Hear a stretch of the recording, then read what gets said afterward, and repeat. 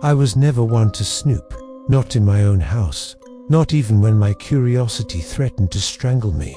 But when I found the old diary shoved into the back of the hallway closet during spring cleaning, something about it felt off.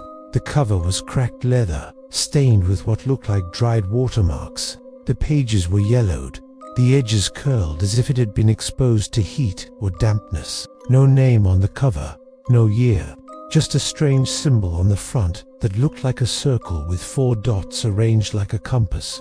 At first, I assumed it belonged to the previous owner of the house. We had moved in just last fall, and the place still held the scent of someone else's memories. I cracked it open and started reading. The handwriting was neat, sharp, with small curls at the end of certain letters. It described events, small things at first, like picking up dry cleaning, forgetting to lock the back door, and losing a set of keys. But the more I read, the more it began to feel familiar. The entries weren't dated, but the voice in them sounded eerily like mine.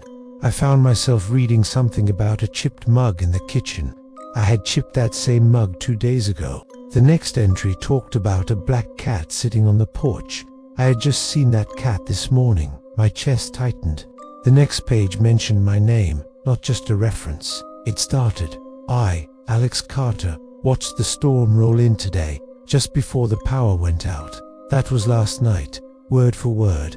How was that possible? The diary described things I hadn't told anyone.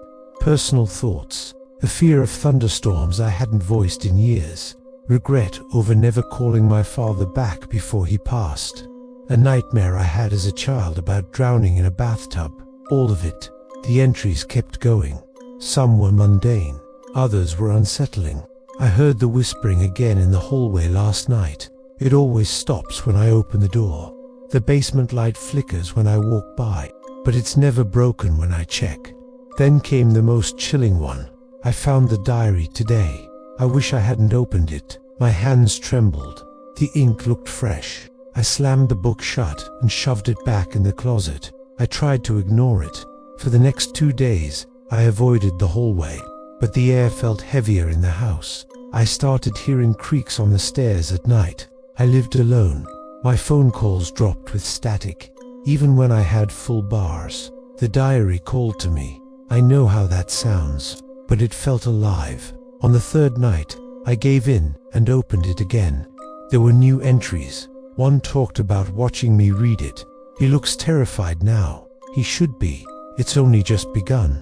My name again. Details of my meals, what I wore, how long I stayed in the shower. I tore out pages, burned them in the sink, but they returned the next morning, neatly pressed back inside, not a singe mark on them. I called my sister, told her I wasn't feeling well, asked her to stay for the weekend. She agreed. I didn't tell her about the diary. The first night she stayed, nothing happened. I started to think maybe I was cracking from stress. Maybe I had imagined everything, until she came out of the guest room pale and shaking. She said she heard a scratching sound outside her window, like fingernails on glass. Her window was on the 2nd floor. That night, the diary sat open on the kitchen table. I didn't leave it there. The newest entry read, "She hears it too now." I bought a lockbox the next day. Metal, combination locked. I shoved the book in and snapped it shut. But when I returned from work, it was open on my bed. Page turned. This time the entry wasn't written in black ink, it was red. "You can't lock away what lives inside you." My breath caught. Something shifted in the mirror beside the bed.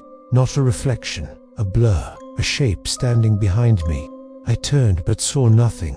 That night I dreamed I was standing in my hallway, reading from the diary, while someone whispered the words into my ear.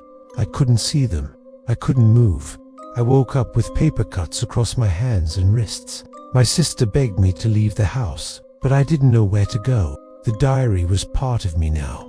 I didn't want to believe that, but it followed me, even when I left it behind. I moved into a hotel, left the book at home. It was there the next morning, on the dresser. I tried burning it again. This time it screamed. Not the fire, the book. A high-pitched layered shriek that came from nowhere and everywhere. I threw it out the window. It was back by morning. The entries changed after that. They became warnings, threats, promises. He will see the truth when the skin peels away. We all write the story eventually. Stop pretending you're the only one with thoughts. Then one I'll never forget.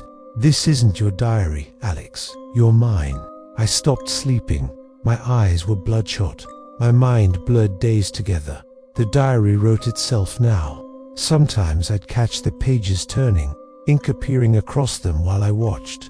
One night, I took a hammer to it, slammed it against concrete until it split in two. My nose bled the entire time. The pages were soaked. I passed out on the floor. When I woke up, I was in bed. The diary was whole again, resting on my chest.